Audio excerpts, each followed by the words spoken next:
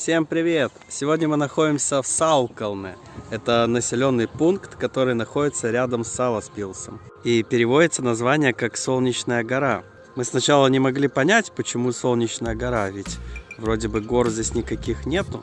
Но оказалось дело в том, что сам поселок стоит на горе. Вот посмотрите, видите, река находится внизу.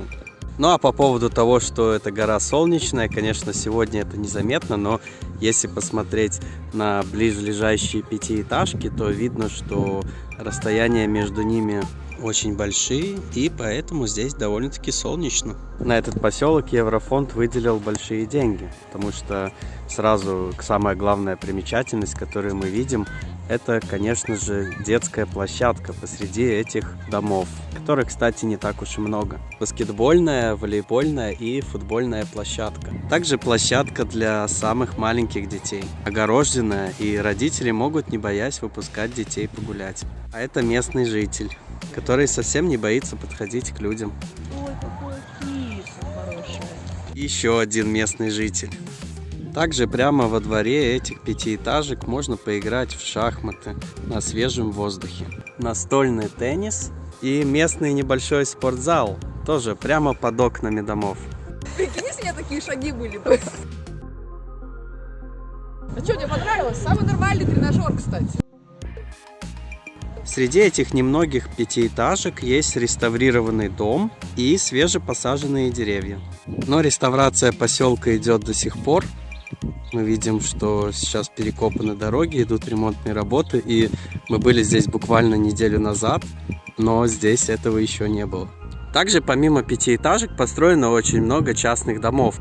Конечно, множество домов построено уже после этих пятиэтажек, но большинство из них реконструированы. Эти дома находятся прямо на берегу реки Даугавы, что открывает очень красивый вид.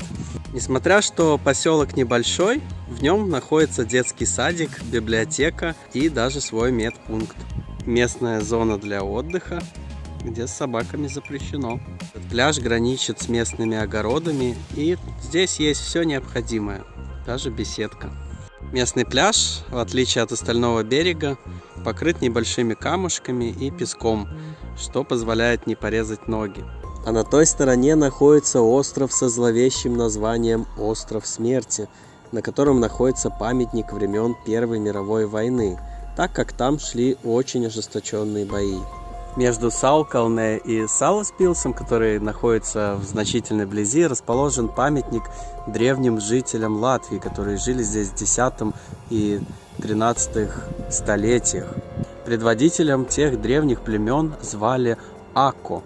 Память о том, что этот поселок был рыбацким, находится вот здесь, в виде старой лодки, которая находится на берегу Даугавы. На самом краю поселка построены уже трехэтажные дома, а рядом с ними припаркован необычный автомобиль и расположены бункеры. Железные двери уже давно сняты, и взамен стоят деревянные, которые тоже уже взломанные. Вроде бы ничего такого особенного, но этих бункеров здесь очень много.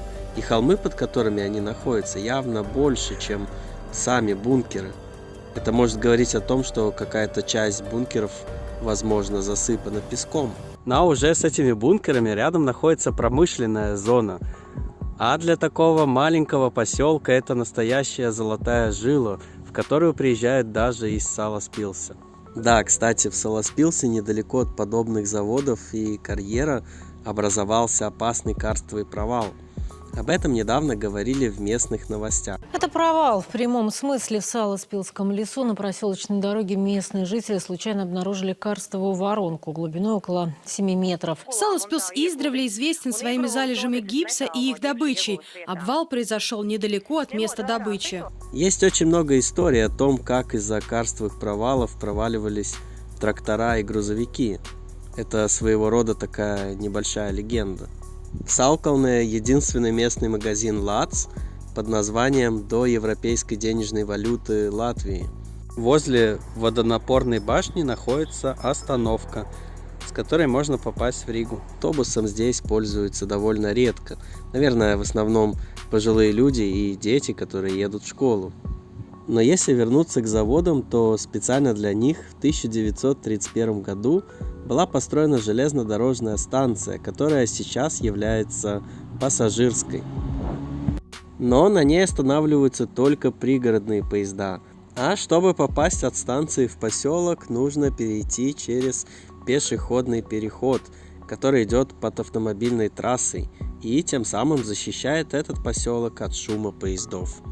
А уже за этой станцией начинается лес и другой поселок. Поэтому всем пока!